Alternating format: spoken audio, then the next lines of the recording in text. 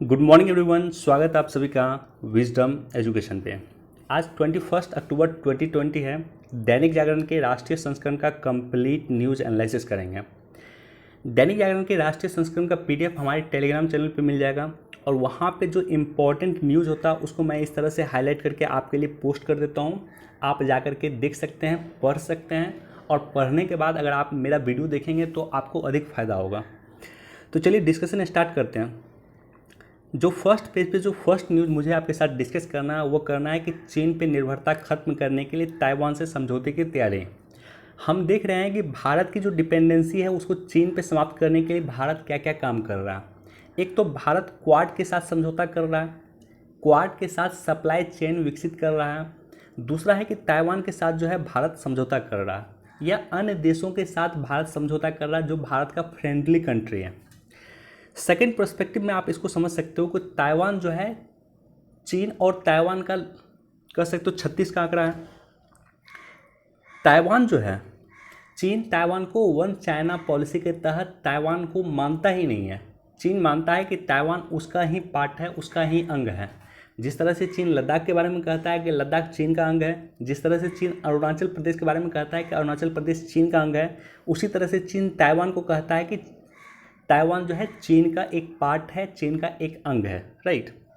तो इसलिए भारत अब वो सारी कदम उठा रहा है जो चाइना के विरोध का प्रतीक बन सके और उसी के तहत ताइवान से भारत जो है समझौता कर रहा है। ताइवान की जो एक कंपनी थी जिसका नाम है पेगाट्रॉन भारत में $1 बिलियन का निवेश करने वाली है, इसकी घोषणा कर चुकी है। साथ ही साथ इलेक्ट्रॉनिक्स और टेक्नोलॉजी जो हम अधिकतर रूप में चीन से आयात करते हैं, जितना टीवी आप देखते होंगे, जितना कंप्यूटर आप देखते होंगे, ये सारे के सारे हम आयात कहाँ से करते हैं तो चीन से करते हैं। तो उसके काउंटर में अब हमने ताइवान के साथ इसको आयात करने के लिए समझौता करने की तैयारी कर रही है भारत सरकार। दूसरा पर्सपेक्टिव में आप ये समझो कि चीन को इनकाउंटर करने के लिए भारत और क्या क्या कर सकता है। मान लो कि हमारी डिपेंडेंसी कुछ हद तक चीन पे भी है, इलेक्ट्रॉनिक्स में हम बहुत हद तक चीन पे डिपेंड हैं।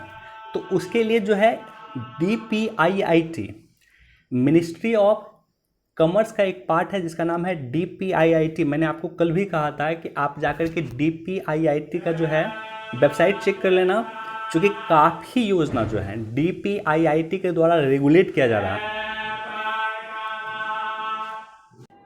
तो काफ़ी योजनाएं जो है DPIIT के द्वारा रेगुलेट किया जा रहा है। तो ऐसे कंडीशन में DPIIT क्या कर रहा है उसके बारे में कुछ हम डिस्कस करते हैं। और ख़ास करके वो कंपनी जो चीन छोड़ के इंडिया आना चाहती, अमेरिका की बहुत सारी कंपनी जिसका ब्रांच चीन में है, तो वो अगर इंडिया आना चाहती है तो उसके लिए DPIIT क्या कर रहा है। तो फर्स्ट एंड फॉरमोस्ट पहला जो पॉइंट है कि ईज़ ऑफ डूइंग बिजनेस में इम्प्रूवमेंट कर रहा है। राइट। तो इसके लिए क्या कर रहा है, ईज ऑफ डूइंग बिजनेस में इम्प्रूवमेंट के लिए फिजिकल प्रोसेस की जगह डिजिटल प्रोसेस किया जा रहा है। यानी मान लो एक कंपनी जो चीन छोड़ के इंडिया आ रही है और वो कंपनी जो है जितना फिजिकल प्रोसेस था उसकी जगह डिजिटल प्रोसेस के माध्यम से ही अप्लाई कर सकता है। वो टिन नंबर अप्लाई कर सकता है, वो सिन नंबर अप्लाई कर सकता है, वो GST अप्लाई कर सकता है। जो भी करना होगा वो डिजिटल प्रोसेस के माध्यम से कर सकता है। सिंगल विंडो क्लियरेंस सिस्टम काफ़ी इंपॉर्टेंट पॉइंट है। मान लो एक कंपनी अगर इंडिया आती है तो उसको बहुत सारे फॉर्मेलिटीज़ होते हैं, उस फॉर्मेलिटीज़ को पूरा करने में उसे अच्छा खासा समय लग सकता है। उसको मान लो जगह चाहिए, उसको लैंड चाहिए, उसके बाद जो है उसको एनवायरनमेंट क्लियरेंस चाहिए, बहुत तरह का क्लियरेंस चाहिए। तो इसके लिए ये काफ़ी कॉम्प्लेक्स प्रोसेस होता है। इसके लिए सिंगल विंडो सिस्टम, मतलब एक ही जगह पे उसको सारा का सारा समाधान त्वरित रूप से किया जाए। राष्ट्रीय खरीद कानून सरकार ला रही है और डिस्प्यूट सेटलमेंट अदालत सरकार ला रही है। ये काफ़ी इम्पोर्टेंट पॉइंट है। भारत के बिजनेस के जब भी नेगेटिव बारे में आपको लिखना होगा तो आप कह सकते हैं कि डिस्प्यूट बहुत बड़ा इशू होता है। जैसे मान लो आपने अक्सर देखा होगा कि दो व्यक्ति के बीच में किसी ज़मीन को लेकर के विवाद है और अदालत को इस ज़मीन का डिसीजन सुनाने में 30 वर्ष से अभी अधिक समय लग जाता है, 10 वर्ष, 20 वर्ष, 30 वर्ष लग जाता है। तो ऐसे कंडीशन में ये जो लैंड है इसका ना तो ये पार्टी यूज कर सकती है ना तो ये यूज कर सकती है। तो इसलिए सरकार इन बातों को ध्यान में रखते हुए डिस्प्यूट सेटलमेंट अदालत ला रही है, जो अगर किसी तरह का विवाद होगा मान लो सरकार और कंपनी के बीच विवाद हो, कंपनी या किसी अन्य कंपनी के बीच विवाद हो, कंपनी या व्यक्ति के बीच में विवाद हो, तो ऐसे कंडीशन में डिस्प्यूट सेटलमेंट अदालत के द्वारा उसे त्वरित रूप से समाधान किया जाए। साथ ही साथ जो है कि जो DPIIT है ये FDI पॉलिसी को भी रेगुलेट करने का काम करती है। तो सरकार FDI पॉलिसी 2020 सरकार ला रही है। इन्वेस्टमेंट क्लियरेंस सेल, निवेश सेल सरकार बना रही है और निवेश के आधार पर राज्यों को रैंकिंग दी जाएगी। कौन राज्य निवेश में कितना अच्छा कर रहा है, किस राज्य में सबसे अधिक निवेश गया है, तो इस पे जो है राज्यों को रैंकिंग दी जाएगी। तो ये सारा का सारा सरकार काम कर रहा है। तीसरा पॉइंट देखो लॉजिस्टिक्स का।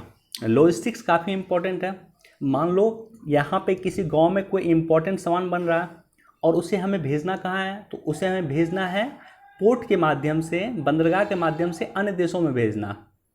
तो इसके लिए कनेक्टिविटी इस गांव की बहुत ज़रूरी है। कनेक्टिविटी इस गांव का सबसे पहले हो रेलवे के पास, और रेलवे से जो सामान है वो सामान डायरेक्टली शिप तक चले जाए, बंदरगाह तक चले जाए। तो इसके लिए सरकार काम कर रही है। सड़क रेल के विकास के लिए व्यापक कार्यक्रम ला रही है। सागरमाला परियोजना, भारतमाला परियोजना, ये भी सब इसी का एक पार्ट है। साथ ही साथ ईस्टर्न वेस्टर्न कॉरिडोर, ये भी इसी का पार्ट है। सभी इंडस्ट्रियल हब और पोर्ट पे लॉजिस्टिक सुविधा दी जाएगी। जितना भी इंडस्ट्रियल हब है जहाँ पे इंडस्ट्रीज़ के द्वारा सामान का निर्माण हो रहा है और उसको पोर्ट से कनेक्ट करने की सुविधा दी जाएगी। इनलैंड वाटर पे सरकार काम कर रही है। इनलैंड वाटर पे सरकार निवेश कर रही है। आपने सुना होगा कि इलाहाबाद से हल्दिया जो है वो गंगा पे ही जो है पोर्ट चले गए। पोर्ट में क्या होता है, अगर शिप से क्या होता है, अगर सामान जाएगा, मान लो इलाहाबाद से अगर हल्दिया तक, हल्दिया में पोर्ट है, बंदरगाह है, तो अगर यहाँ पे शिप के माध्यम से सामान जाता है और सड़क के माध्यम से सामान जाता है कोई भी सामान, तो शिप के माध्यम से अगर कोई सामान जाएगी तो वो जो है सस्ता पड़ता है कंपेयर टू सड़क मार्ग से, कंपेयर टू रेलवे से, राइट। तो इसलिए इनलैंड वाटर के डेवलपमेंट पे सरकार काम कर रही है। सभी पोर्ट का डिजिटलाइजेशन हो रहा है और औद्योगिक क्षेत्र में मल्टी मॉडल लॉजिस्टिक्स पार्क की स्थापना की गई है। आज का अगर पेपर पढ़ रहे हैं हम लोग तो मैं दिखाऊंगा कि पहला मल्टी मॉडल लॉजिस्टिक्स पार्क कहाँ बना है, तो असम में बना है, वो भी चर्चा किया गया है आज के पेपर में। तो ये सारा का सारा काम लॉजिस्टिक्स को इम्प्रूव करने के लिए सरकार कर रही है और लॉजिस्टिक्स काफ़ी इम्पॉर्टेंट होता है। लॉजिस्टिक्स के कारण भारत में जो सामान होता है उसका कॉस्ट बढ़ जाता है। अब देखो लैंड के लिए सरकार क्या काम कर रही है। लैंड के लिए सरकार काम कर रही है कि नेशनल बिल्डिंग कोड को रिवाइज किया जा रहा है। बेकार पड़ी जमीन पे लैंड विकास बैंक की स्थापना होगी। लैंड का डिजिटल रिकॉर्ड बनेगा और औद्योगिक यूनिट लगाने के लिए लैंड जो है मुआवजे की किस्त पे दिया जाएगा। बेसिकली सरकार क्या कर रही है, सरकार कर रही है कि मान लो चीन की कंपनी अगर छोड़ के इंडिया आना चाहती है तो उसको क्या होगा कि एक पूरा का पूरा लैंड जो है, सरकार जितना लैंड है भारत में, जो सरकार की लैंड है जो काफ़ी खाली पड़ी रहती है।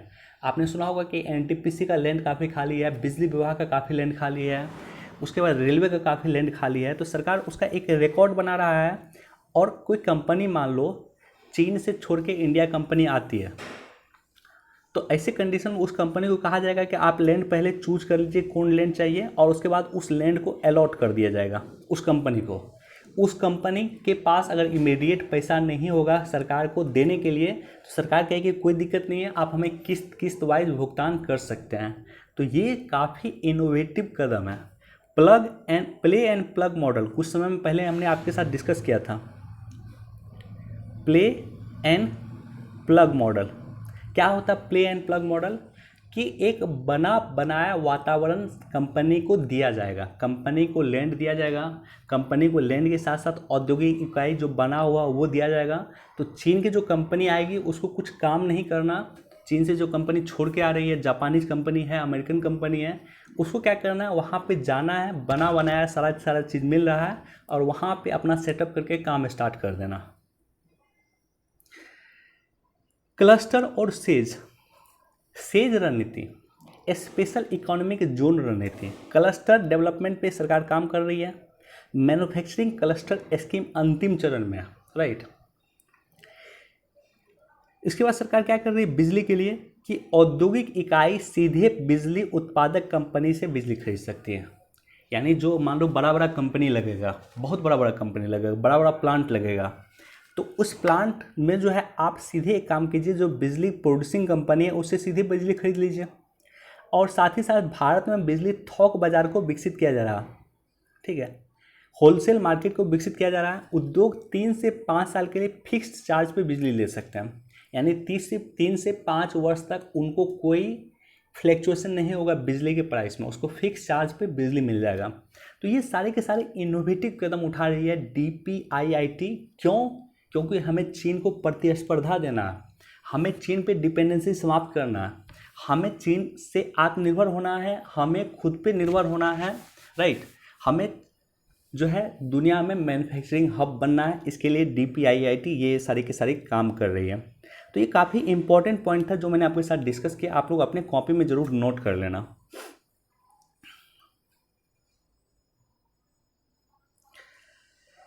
देखो, कृषि कानून केंद्र के जवाब में पंजाब ने 4 बिल पेश किया। पंजाब ने 4 बिल पेश किया। भारत सरकार कृषि के लिए जो बिल लाई थी, 3 बिल लाई थी, मैंने आपके साथ डिस्कस किया था। एक तो मंडी एक्ट में सरकार सुधार कर रही है। दूसरा, भारत सरकार जो बिल लाई है वो बिल लाई है आपको एसेंशियल कमोडिटी एक्ट में सुधार के लिए, और तीसरा लाई है कॉन्ट्रैक्ट फार्मिंग में सुधार के लिए। तो इन तीनों बिल के अगेंस्ट में पंजाब सरकार बिल लाई है। अब देखो, यहाँ पे सवाल ये होता है कि केंद्र सरकार का कानून है बना हुआ और राज्य सरकार ने भी कानून बनाया है। किसी सेम विषय पे केंद्र सरकार और राज्य सरकार दोनों ने कानून बनाया है। तो सवाल ये होता है कि राज्य में कौन सा कानून इम्प्लीमेंट होगा। तो देखते हैं इसको लेकर के क्या चर्चा होती है, आगे भी ये डिस्कशन बना रहेगा, राइट।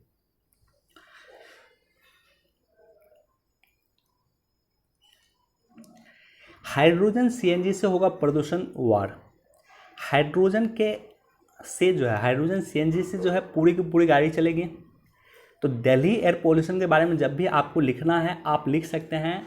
एक पॉइंट यह है कि दिल्ली के एयर पोल्यूशन को दूर करने के लिए हाइड्रोजन CNG से गाड़ी चलेगी, और चूंकि हाइड्रोजन CNG से गाड़ी अगर चलेगी तो वो ना के बराबर पॉल्यूशन क्रिएट करेगा, जो दिल्ली एयर पोल्यूशन को रोकने का काम कर सकती है। अगर आपको किसी राज्य में आप रहते हैं और वहाँ के पॉल्यूशन को रोकने के एक कदम के बारे में लिखा जाए तो एक कदम कह सकते हैं कि हाइड्रोजन CNG के माध्यम से आप गाड़ी चलाइए।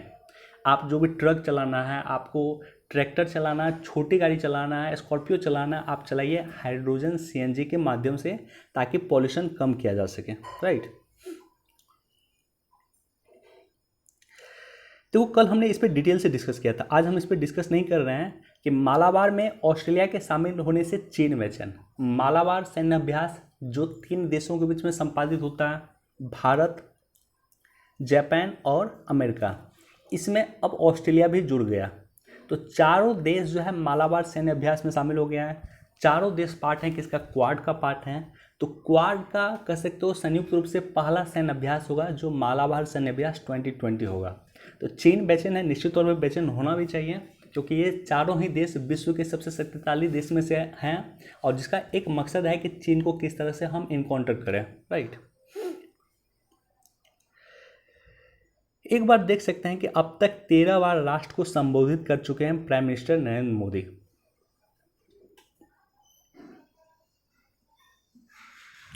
ये याद रखना, ये वनडे एग्जाम में स्टेट पीसीएस में दोनों जगह पूछा जा सकता है। लोकसभा का अगर आप चुनाव लड़ते हैं तो आपको पहले सीमा थी 70 लाख रुपए की।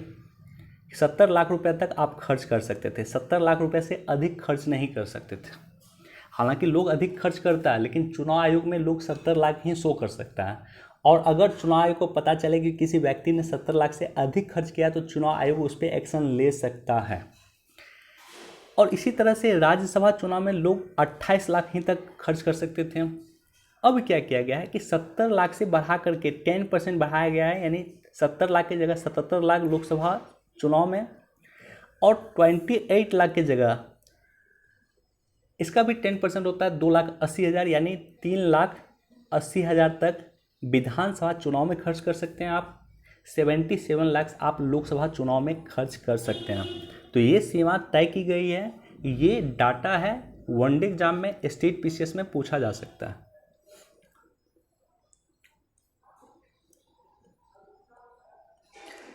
देखो, केंद्रीय कानून और पंजाब के बिल में क्या अंतर है, एक बार यहाँ पे दिया हुआ है कृषि को लेकर के, एक बार आप इसको पढ़ सकते हैं। और यहाँ पे एक छोटा सा पॉइंट जो मुझे आपके साथ डिस्कस करना है, वो करना है कि सर्वे के मुताबिक कानून का विरोध करने वाले 52% किसानों में से 36% के बारे में, इसके बारे में कुछ जानकारी नहीं है। मुझे आपके साथ डिस्कस यह करना है कि जो कोई भी बिल देश में पारित होता है, केंद्र सरकार कोई भी बिल पारित करती है या किसी भी बिल को लाना चाहती हैं, तो मैक्सिमम जो लोग जो उसका आंदोलन करते हैं, विरोध करते हैं, उसके बारे में उसको जानकारी नहीं होता। इसी तरह से एनआरसी का जब लोग विरोध कर रहा था, तो जितने लोग विरोध कर रहे थे एनआरसी का, उसमें 90% लोगों को एनआरसी के एग्जैक्ट प्रोविज़न के बारे में जानकारी नहीं था। इसी तरह से CAB, सिटीजनशिप अमेंडमेंट बिल के बारे में जब लोग चर्चा कर रहे थे, तो ऐसे कंडीशन में लोगों को पता ही नहीं था कि सिटीजनशिप अमेंडमेंट बिल क्या है। तो as a civil aspirant, civil विद्यार्थी की तरह अगर आप तैयारी कर रहे हैं, आप किसी चीज़ के बारे में अगर पक्ष में लिखना है या पक्ष में बोलना है बोलिए, विपक्ष में बोलना है बोलिए, लेकिन पहले उसकी जानकारी लीजिए। आप तैयारी कर रहे हैं, आपको उसके बारे में जानकारी होना चाहिए, तभी आप बोलिए। पक्ष में बोलना है बोलिए, कोई इशू नहीं है, विपक्ष में बोलना है बोलिए, कोई इशू नहीं है, लेकिन पहले उसके बारे में समस्त जानकारी आपको होना चाहिए, राइट।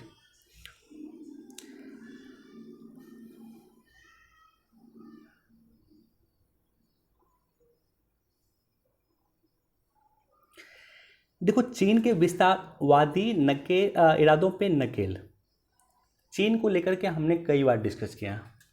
यहाँ पे ये एडिटोरियल बहुत ज़्यादा इंपॉर्टेंट नहीं है, लेकिन जो इम्पॉर्टेंट पॉइंट है जो ऊपर में फर्स्ट पेज पे हमने आपके साथ डिस्कस किया है कि चीन को इनकाउंटर करने के लिए भारत सरकार क्या क्या कदम उठा रही है।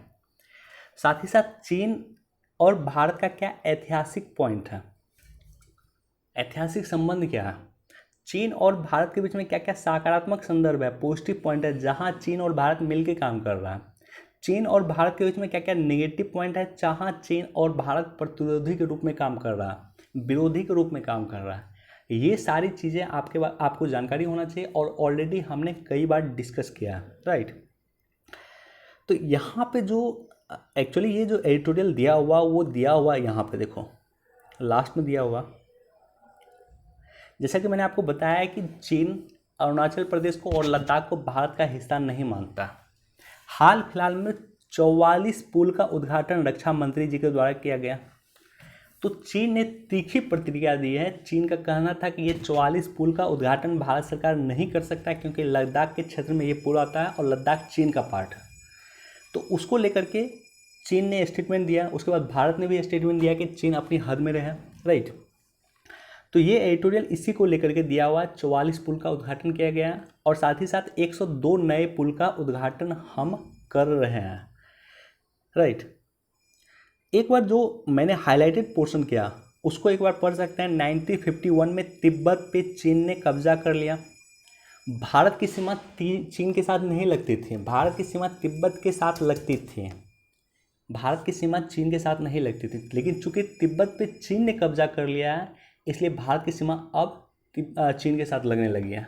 और 2003 में हमने मान्यता भी दे दिया। ये बहुत बड़ी गलती की थी भारत के तत्कालीन प्राइम मिनिस्टर के द्वारा, ये गलती हुआ था और तत्कालीन सरकार के द्वारा मैं कहूँ ये गलती हुआ था। उन्होंने तिब्बत को मान्यता दिया था, बदले में चीन ने सिक्किम को मान्यता दिया था। चीन का कहना था उसके बाद कि सिक्किम भारत का अंग है और भारत ने कहा कि चलो ठीक है हम मान्यता देते हैं कि तिब्बत चीन का पार्ट है, राइट। देखो, देश भर में चर्चा हो रहा है और चर्चा क्या हो रहा है, चर्चा हो रहा है कि महिलाओं की जो 18 एज शादी की उम्र है उसको बढ़ा करके 21 वर्ष किया जाए। बहुत कम समय में मुझे लगता है कि सरकार ये निर्णय ले लेगी। आने वाले कुछ समय के अधीन या कुछ समय में सरकार यह निर्णय ले लेगी कि महिलाओं की एज शादी की उम्र बढ़ा करके 21 वर्ष कर दिया जाए। अभी देखो, एक इम्पॉर्टेंट फैक्ट आप याद रख लेना कि 1978 में हिंदू विवाह अधिकार में संशोधन करके लड़कों की न्यूनतम एज कर दिया गया था 21 वर्ष और महिलाओं की जो है 18 वर्ष कर दिया गया। दूसरा इम्पॉर्टेंट फैक्ट आप याद रख सकते हैं कि ऐसा ज़रूरी क्यों है, महिलाओं की एज को बढ़ाना ज़रूरी क्यों है, क्योंकि WHO के कहना है कि किशोरावस्था में गर्भ धारण करने से महिलाओं में एनीमिया हो सकता है, मलेरिया हो सकता है, HIV हो सकता है तथा अन्य यौन संचालित संक्रमण हो सकता है। महिलाओं में रक्त की कमी हो सकती है, अन्य बीमारी हो सकती है अगर उनका कम एज में शादी हो और कम एज में बच्चे हों, राइट। तो इसलिए सरकार ये कदम उठाने वाली है, सरकार इसकी ओर अग्रसर है। बाकी जो मैंने हाईलाइट पोर्शन किया उसको एक बार जरूर पढ़ लें आप लोग। ये अधिक इम्पोर्टेंट नहीं है। अधिक इम्पोर्टेंट क्या है कि जम्मू कश्मीर पुनर्गठन अधिनियम 2019 क्या है, उसका क्या सकारात्मक पॉइंट है, उसका क्या नकारात्मक पॉइंट है, ये अधिक इम्पोर्टेंट है और ऑलरेडी हमने कई बार डिस्कस किया उसको लेकर के।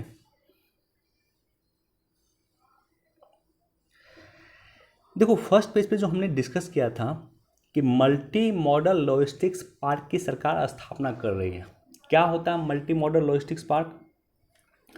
जैसे मान लो यहाँ पे ये पर्टिकुलर जगह, इस जगह को हमने कनेक्ट किया रेल के साथ, इसको हमने रोड के साथ कनेक्ट किया, इसको हमने पोर्ट के साथ कनेक्ट किया, इसको हमने इनलैंड वाटर के साथ कनेक्ट किया, इसको हमने एयरपोर्ट के साथ कनेक्ट किया। तो जितना भी सोर्स ऑफ लॉजिस्टिक्स है, हर एक लॉजिस्टिक्स को किसी पर्टिकुलर पॉइंट को अगर कनेक्ट करते हैं तो उसे कहा जाता है मल्टी मॉडल लॉजिस्टिक्स पार्क। देश के पहले मल्टी मॉडल लॉजिस्टिक्स पार्क की जो है नींव रखी गई है और कहाँ रखा गया है? असम में रखा गया। तो याद रख लेना, वनडे एग्जाम में पूछा जा सकता है देश के पहले मल्टी मॉडल लॉजिस्टिक्स पार्क की नींव असम में रखी गई है। अब देखो यहाँ पे इलेक्ट्रॉनिक्स व्हीकल को सरकार प्रमोट कर रही है और इलेक्ट्रॉनिक्स व्हीकल पे नीति लाने वाला पहला राज्य बना था आपको नई दिल्ली। तो इलेक्ट्रॉनिक्स व्हीकल अगर चलेगा तो कैसे चलेगा? तो चलेगा उसको चार्ज करना होगा। सिंपल है। चार्ज कैसे होगा? मान लो NH पे गाड़ी चल रही है और पता चलिए कि जो है गाड़ी डिस्चार्ज हो गई तो गाड़ी वहीं बंद हो जाएगा। तो ऐसे कंडीशन में इस इलेक्ट्रॉनिक्स व्हीकल को अगर NH पे हम ये सुविधा दे दें कि चार्जिंग की सुविधा दे दें और NH पे अगर चार्ज कर ले वो रुक के कुछ देर और उसकी गाड़ी फिर चार्ज हो जाएगी, उसके बाद गाड़ी चलना शुरू कर देगी, तो क्या होगा? इलेक्ट्रॉनिक्स व्हीकल प्रमोट होगा, अधिक से अधिक लोग इलेक्ट्रॉनिक्स व्हीकल खरीदेंगे और इस पर सरकार सब्सिडी भी दे रही है वर्तमान में। सरकार ऐसा क्यों कर रही है? दो रीज़न है। पहला रीज़न है कि हम डीजल और पेट्रोल जो है हम मंगाते हैं कहाँ से? तो हम खाड़ी देशों से मंगाते हैं। खाड़ी देशों से मंगाते हैं तो हमारी जो फॉरेक्स रिजर्व है, विदेशी मुद्रा भंडार है, वो जो है घटता रहता है। दूसरी ओर इलेक्ट्रॉनिक्स बिजली उत्पादन में भारत आत्मनिर्भर है। ना सिर्फ आत्मनिर्भर है बल्कि भारत कई छोटे छोटे देशों को बिजली भेजने का भी काम करती है, बिजली एक्सपोर्ट करने का भी काम करती है। तो पहला रीज़न ये है। दूसरा रीज़न यह है कि डीजल गाड़ी से और पेट्रोल गाड़ी से जो है पॉल्यूशन क्रिएट होता है, हमें पॉल्यूशन को रोकना है, इसलिए हम इलेक्ट्रॉनिक्स व्हीकल को प्रमोट कर रहे हैं, ईवी को प्रमोट कर रहे हैं।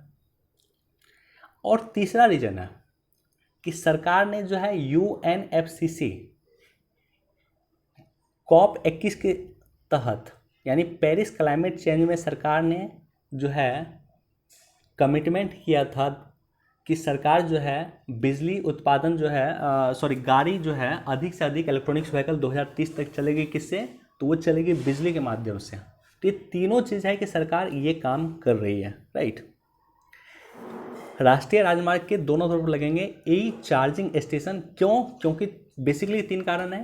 पॉल्यूशन को कम करना है, पेरिस क्लाइमेट समझौता में जो हमने कमिटमेंट किया था उसको पूरा करना है, और तीसरा जो है कि हमें पेट्रोल और डीजल जो हम विदेश से मंगाते हैं उस पर डिपेंडेंसी भारत की कम करनी है।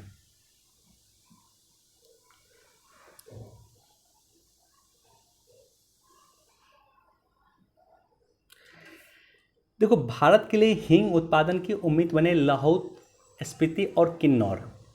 लाहौल, स्पीति और किन्नौर कहाँ पे हैं? तो हिमाचल प्रदेश में है। हींग भारत जो है 1200 टन हींग प्रति वर्ष मंगाता, आयात करता। बेसिकली आयात कहाँ से करता है? ईरान से। ईरान हींग का सबसे बड़ा उत्पादन करता देश है। ईरान केसर का सबसे बड़ा उत्पादन करता देश है। और ये क्वेश्चन BPSC ने पिछले वर्ष पूछा था, तो याद रख लेना। हींग और केसर दोनों का सबसे बड़ा उत्पादन देश जो है वो ईरान है। हम ईरान से मंगाते हैं, अफगानिस्तान से मंगाते हैं, उज्बेकिस्तान से हींग मंगाते हैं, लेकिन हमारे देश की जो संस्था है जिसका नाम है, देखो यहाँ पे दिया हुआ, हिमालयन संपदा प्रौद्योगिकी संस्थान पालमपुर, इन्होंने रिसर्च किया है कि आने वाले 5 वर्ष के अंदर भारत जो है हींग उत्पादन करना शुरू करेगा, और जो 900 करोड़ रुपए का हींग हम आयात करते हैं वो डिपेंडेंसी हमारी देशों पे समाप्त हो जाएगी, ईरान जैसे देशों पे समाप्त हो जाएगी। भारत हींग उत्पादन में आत्मनिर्भर बन सकता है और इसके लिए ये संस्था काम कर रही है।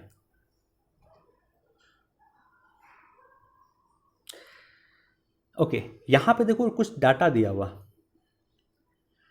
वायु प्रदूषण से मानसिक बीमारी में खतरा। दिल्ली का जो है अभी एयर क्वालिटी इंडेक्स 214 न्यूनतम रह रहा है और अधिकतम रह रहा है 353। नोएडा का 250, 230 और 337। ये अधिक इंपॉर्टेंट नहीं है, डाटा इंपॉर्टेंट नहीं है। एयर क्वालिटी इंडेक्स क्या होता है, एयर क्वालिटी इंडेक्स को किस तरह से मेजर करते हैं, carbon dioxide air quality index का पार्ट नहीं है, राइट। ये सारी की सारी चीज़ें आपको जानकारी होना चाहिए। चलिए, आज हमारे पास न्यूज़ इतना ही था। वीडियो देखने के लिए बहुत बहुत धन्यवाद। Thank you so much. Please do like share and subscribe. Thank you.